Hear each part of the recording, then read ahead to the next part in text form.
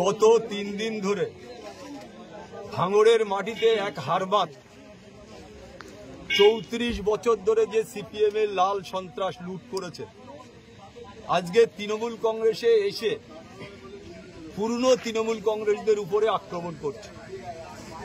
আপনারা জানেন আমি ভাঙড়ের ছেলে, আমি শুধু তৃণমূল কংগ্রেস গঠন হওয়ার পর থেকে রাজনীতি করিনি।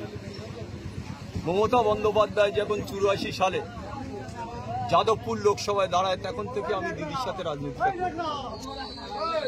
আজকে যেটা আমার বলার, যে এক এক করে যারা ভাঙড়ের পুরনো তৃণমূল কংগ্রেস যারা লড়াই করেছে, জীবন দিয়েছে, গত পঞ্চায়েতে হয়তো আমি মারা যেতে পারতাম, আমার ছেলে মারা যেতে পারত, খাদিজা বিবি মারা যেতে পারত, তাদের উপরে গত পরশু থেকে শওকত মোল্লা নিজে যে আরাবুলের যেসব ছেলেরা আছে তাদের হাত ভেঙে দাও, পা ভেঙে দাও, তাদের গুড়িয়ে দাও, তাদের মেরে দাও, তার বক্তব্য আপনারা ইতিমধ্যে বিভিন্ন চ্যানেলে প্রকাশ হয়েছে।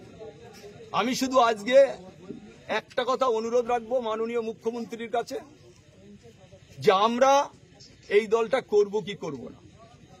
আমরা তৃণমূল কংগ্রেস করতে গিয়ে সিপিএম এর কাছে রক্ত ঝরেছে, আমাদের অন্য দলের কাছে আমরা মার খেয়েছি। আজকে যিনি এখানে এসে অবজারভার বলে যিনি দাবি করে এলাকা যেভাবে সন্ত্রাস করছে, আজকে যারা মেরেছে তারা কিন্তু কেউ ভাঙড়ের ছেলে নয়। ক্যানিং থেকে লোক এনে ভাঙড়ে তৃণমূল কংগ্রেসের কর্মী আলতু হচ্ছে আমার ভাইয়ের মতো, যার নাম লালবাবু মোল্লা, আমার নিজের ভাইয়ের মতো, আমি তারে ভালোবাসি। 24টা ঘন্টা আমার সাথে থাকে, আপনারা মিডিয়ার লোক সবাই জানে। তার গাড়ি ভাঙা হয়েছে, তাকে মেরে দেবারও ষড়যন্ত্র হয়েছিল, কোন রকম ভাবে সে প্রাণে বাঁচে। যে অফিসটায় আমি ভোজেরহাটে বসি সে অফিসটা পর্যন্ত গুড়িয়ে দেওয়া হয়েছে। সমস্তটা সিসিটিভি ক্যামেরা থাকার পরেও তারা সমস্ত সবাই মুখ বেঁধে এই গাড়ি ভাঙচুর করে, পার্টি অফিস ভাঙচুর করে। কি কারণে হামলা?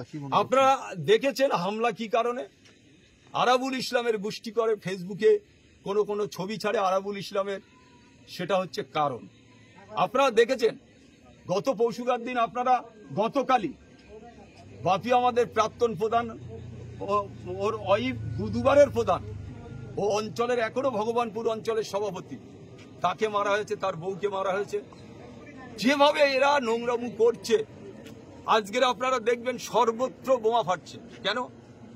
একটা সন্ত্রাস কায়েম করার জন্য ভাঙড়ে নতুন করে শওকত মোল্লার নেতৃত্বে গোটা ভাঙড়ে যারা পুরনো তৃণমূল কংগ্রেস আছে তাদের উপরে আক্রমণ করা চলছে।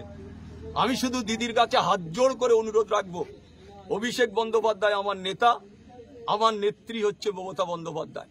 তানার আদর্শ নীতি নিয়ে আমি 2006 সালে ভাঙড় থেকে বিধায়ক হই।